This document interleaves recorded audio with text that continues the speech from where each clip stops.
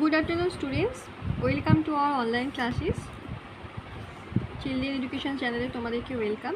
চলো আমরা শুরু করি আজকে ব্যাকরণটা। আমরা আগের যে ভিডিওতে আমরা কিছুটা শিখেছিলাম ব্যঞ্জন বর্ণের যে বিভিন্ন প্রকারভেদগুলো আছে, নানা রকমের যে অল্পপ্রাণ বর্ণ, ঘোষ বর্ণ, অঘোষ বর্ণ, মহাপ্রাণ এইসব শিখেছিলাম। এছাড়াও আরও কিছু শিখেছিলাম, কতিপয় যে স্বরবর্ণের যে উচ্চারণের বিকৃতি বিভিন্ন রকমের সেগুলো শিখেছিলাম।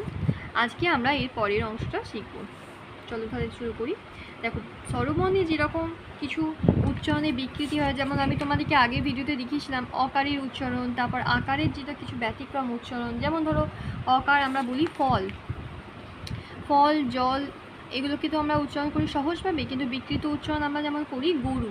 হ্যাঁ, দেখো গরুটা দেখো শুনতে মনে হবে যে গয়ৌকা, কিন্তু আসলে তো এটা অকার, কিন্তু আমরা বিকৃতভাবে এটাকে উচ্চারণ করি। সেরকম দেখো আজকে আমরা শিখব ব্যঞ্জন বর্ণের উচ্চারণের বৈশিষ্ট্য। প্রথমে দেখো এই যে লিখেছি আমি, এই যে দেখো লিখেছি যে ও, তাই তো?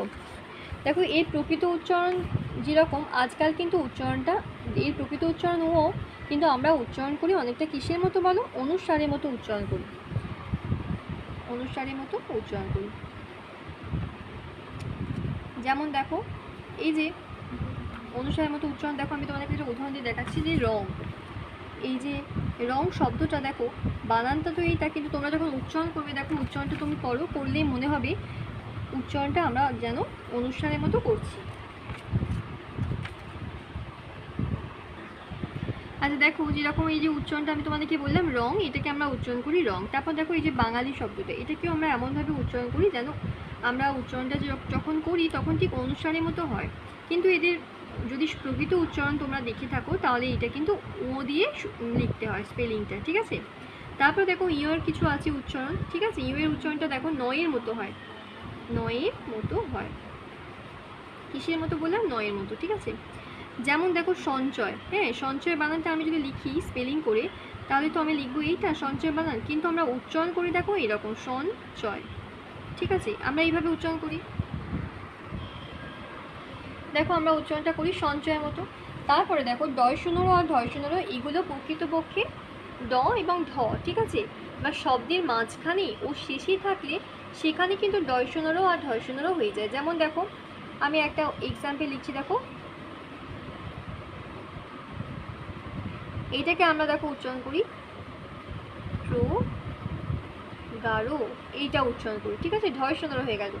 এটা কিন্তু শব্দের শেষে যখনই আমরা লিখবো তখনই এটাকে আমরা ধয় শূন্যরো করে লিখবো। তারপর দেখো মূর্ধন্য আর দন্তন্য, এটাতে কোনো বিশেষ পার্থক্য নেই, উচ্চারণে বিশেষ পার্থক্য এখানে থাকে না, ঠিক আছে? এখানে বিশেষ পার্থক্য থাকে না। যেমন আমরা ধরো উচ্চারিত হয় সেরকম মূর্ধন্যটাও কিন্তু দন্তনয়ের মতোই উচ্চারিত হয়। যেমন ধরো কণ্টক, কণ্টক, এখানে দেখো ন রূপে উচ্চারিত হচ্ছে, ন রূপে উচ্চারিত হচ্ছে, অথচ কিন্তু এটা মূর্ধন্য, কিন্তু এটা দন্তন্য রূপে উচ্চারিত হচ্ছে। এখানে খুব একটা বিশেষ পার্থক্য হয় না, ঠিক আছে? তোমরা এগুলো ভালো করে শিখে নাও, এগুলো তোমাদের জেনে রাখা দরকার।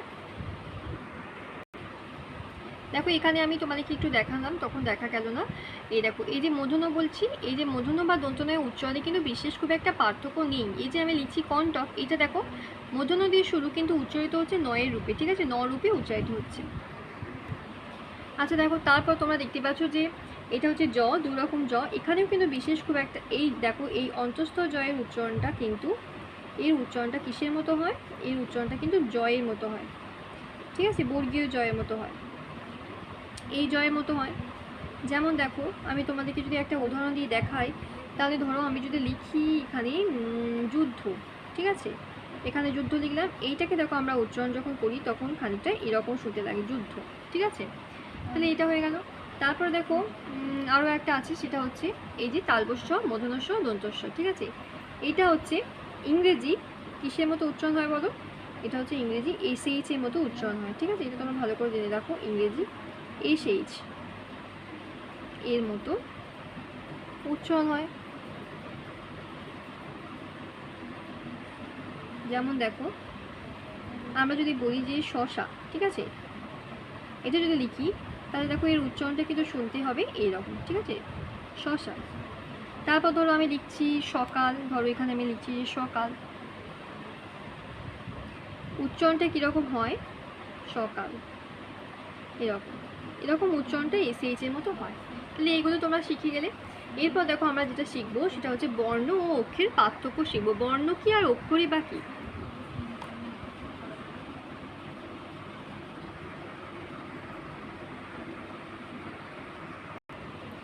আচ্ছা দেখো এখানে আমরা কি শিখবো, এখানে আমরা বর্ণ ও অক্ষরের পার্থক্য শিখবো। দেখো একটা উদাহরণ দেওয়া আছে যে সে বাড়ি যায়, ঠিক আছে।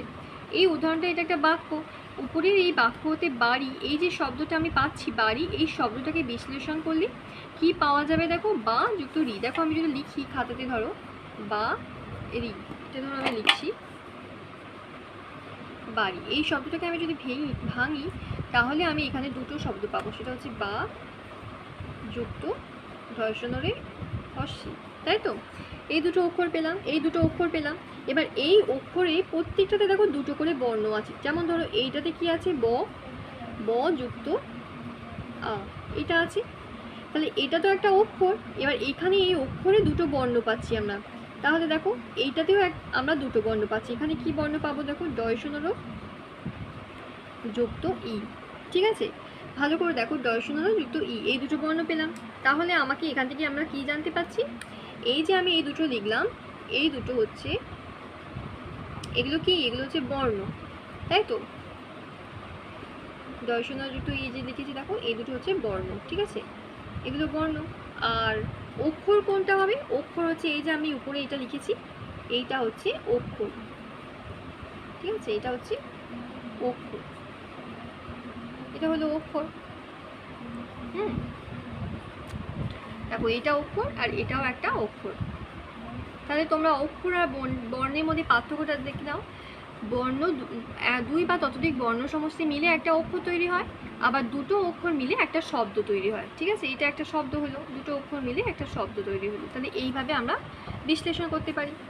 তারপর দেখো এখানে কি বলেছে, দেখো এটা যদি ডেফিনেশন তোমরা পাও, মানে সংজ্ঞা যদি তোমরা পেতে যাও, তাহলে বলতে হবে যে কোনো শব্দ উচ্চারণকালে সেই শব্দের যতটুকু উচ্চারণ সহজে উচ্চারণ করা যায় ততখানি অংশকে অক্ষর বলে, ঠিক আছে। যেমন দেখো বাড়ি, এই যে আমি বাড়িটা উচ্চারণ করছি, তাহলে যতটুকু আমি উচ্চারণ করতে পারছি এইটাই হচ্ছে অক্ষর বা রি, ঠিক আছে। এই যে বা রি এভাবে ভেঙে ভেঙে উচ্চারণ করছি, প্রথমে বয়া আঁকা তারপর ধর্ষণের অবশ্যই, তাহলে বয়া আঁকা হচ্ছে একটা অক্ষর আর দর্শনরে হচ্ছে এ দেখো বা রি, এই দুটো অক্ষর উচ্চারণ করছি, তাহলে এইটাই হচ্ছে আমার অক্ষর, ঠিক আছে।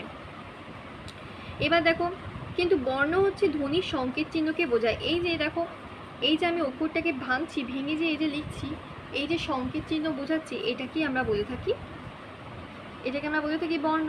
এবার দেখো বর্ণকে কিন্তু বিশ্লেষণ করা যায় না। এই যে আমি বর্ণটাকে লিখেছি ব যুক্ত অ, এই বটাকে কি তুমি আর বিশ্লেষণ করতে পারবে, বিশ্লেষণ কিন্তু করা যাবে না। কিন্তু অক্ষরকে তুমি কিন্তু বিশ্লেষণ করতে পারবে, অর্থাৎ কিন্তু দুই বা ততোধিক বর্ণ মিলে একটা অক্ষর তৈরি হচ্ছে, এটা তো আমরা পেয়ে গেছি। আবার দেখো বর্ণের দ্বারা অক্ষর গঠিত হয়, এটা তো আমরা জানলাম যে এক বা একাধিক বর্ণ মিলে একটা অক্ষর তৈরি হচ্ছে, কিন্তু বর্ণ গঠন করতে অক্ষরের প্রয়োজন হয় না। এই যে বর্ণ, এই যে বর্ণ ব, তারপর হচ্ছে আ, দর্শনর ই, এগুলো কিন্তু গঠন করতে অক্ষরের প্রয়োজন হচ্ছে না। অথচ অক্ষর বানাতে গেলে কিন্তু আমাকে বর্ণ নিতেই হবে, ঠিক আছে, কারণ বর্ণ এক বা একাধিক বর্ণ মিলেই তো একটা অক্ষর তৈরি হচ্ছে, আবার এক বা একাধিক অক্ষর মিলে একটা শব্দ তৈরি হচ্ছে, ঠিক আছে। এবার আমরা শিখবো দেখো যুক্ত বর্ণ। বাংলায় দেখো এক বা একাধিক ব্যঞ্জন বর্ণকে মাঝে মাঝে দেখো একসাথে লেখা হয়। এই দেখো এখানে লেখা আছে বাংলায় এক বা একাধিক ব্যঞ্জন বর্ণকে একসঙ্গে লেখা হয়। যেমন দেখো আমি যদি ধরো একটা কয়ের সাথে আর একটা ককে আমি যুক্ত করি, ঠিক আছে, দুটো ককে আমি যদি একসঙ্গে যুক্ত করি তাহলে আমি কীরকমভাবে লিখবো দেখো, এই কয়ের তলায় ক, এটা হচ্ছে কয়ে কয়ে হলো, ঠিক আছে, এইভাবে লিখবো। তারপর আরও লিখতে পারি, ধরো আরও আমি একটা তোমাদেরকে উদাহরণ দেখাচ্ছি, দেখো ত, এখানে দেখো ত আর র, ঠিক আছে, এইটাকে আমি যদি তোমাকে যুক্ত করি তাহলে এইটা আমার হবে ত, এরকম এইটা হচ্ছে, ঠিক আছে। তারপর ধরো আমি আরও লিখতে পারি ইয় বর্গীয়, ধরো আমি লিখছি ইয় তার সাথে বর্গীয় চ, তাহলে এই দুটোকে আমি যদি যুক্ত করি তাহলে ইয় বর্গীয়, এরকম হচ্ছে। এইভাবে আমরা যুক্তাক্ষরগুলো বানাবো। এবার আমি তোমাদেরকে খুব সুন্দর একটা জিনিস শেখাবো, সেটা হচ্ছে বর্ণ বিশ্লেষণ। দেখো তাহলে এগুলোকে কি বলে, এই যে আমি এগুলো লিখছি এগুলোকে আমি বলছি যুক্ত বর্ণ, ঠিক আছে। এই যুক্ত বর্ণ তোমাদেরকে তো শিখতেই হবে, কারণ এই যুক্ত বর্ণ দিয়েই তোমরা কিন্তু শব্দ অনেক বানাতে পারবে, ঠিক আছে। আর শব্দগুলো শিখে গেলেই তোমরা বাক্য তৈরি করতে পারবে। এইভাবেই আমরা বাক্য তৈরি করি।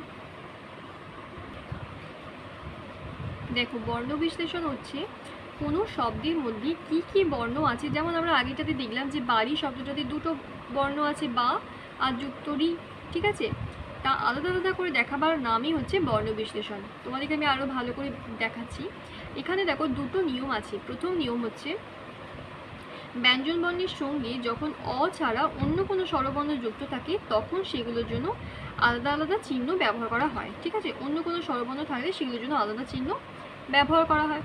এবার দেখো এই রকম চিহ্নকে বলে কার, ঠিক আছে, যেমন দেখো আ যদি যুক্ত থাকে তাহলে আকার ব্যবহার করবো, হর্ষি যদি যুক্ত থাকে তাহলে হর্ষি কার, তারপর দেখো দীর্ঘি যদি যুক্ত থাকে তাহলে দীর্ঘি কার, এগুলো আমরা ব্যবহার করবো।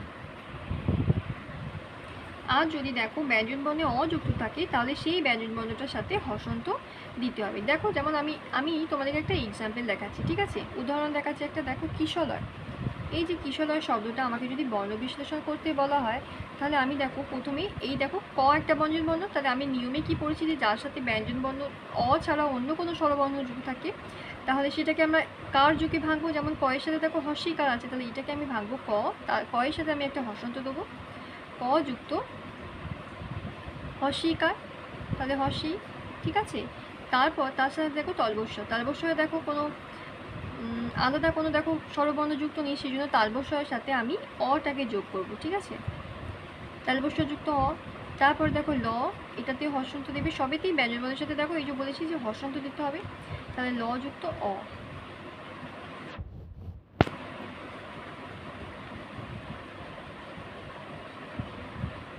দেখো তাহলে কি আমি করেছি, এটা ক যুক্ত হর্ষি যুক্ত তালবস্য যুক্ত অ যুক্ত ল যুক্ত অ, হ্যাঁ, আর তারপর আরও আছে অন্তস্থ, এর সাথেও যুক্ত অ, এইটা হবে।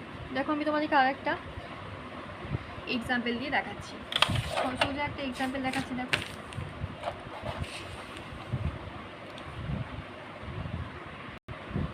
দেখো এখানে আমি যদি এটাকে বর্ণ বিশ্লেষণ করি তাহলে কি হবে, দেখো ক যুক্ত অ, ঠিক আছে, যুক্ত ল, লয়ের সাথে দেখো আকার আছে সেজন্য আমি আ দেবো, যুক্ত আ, ঠিক আছে। প্রত্যেকটা ব্যঞ্জন বর্ণ যখন লিখবে তখন তুমি এখানে হসন্ত দেবে। আবার দেখো ক যুক্ত আ যুক্ত ম, দেখো ময়ের সাথে কিছু নেই বলে আমি অ দেবো আর হসন্ত তো দিচ্ছি। আবার দেখো দন্ত ন যুক্ত আকার,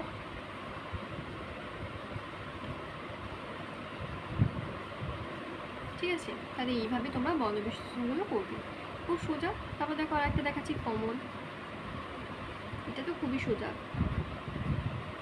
এখানে দেখো কোনো ইয়ে নেই, কোনো অন্য স্বরবর্ণ নেই যুক্ত, তাহলে ক যুক্ত অ যুক্ত ম যুক্ত অ যুক্ত ল যুক্ত অ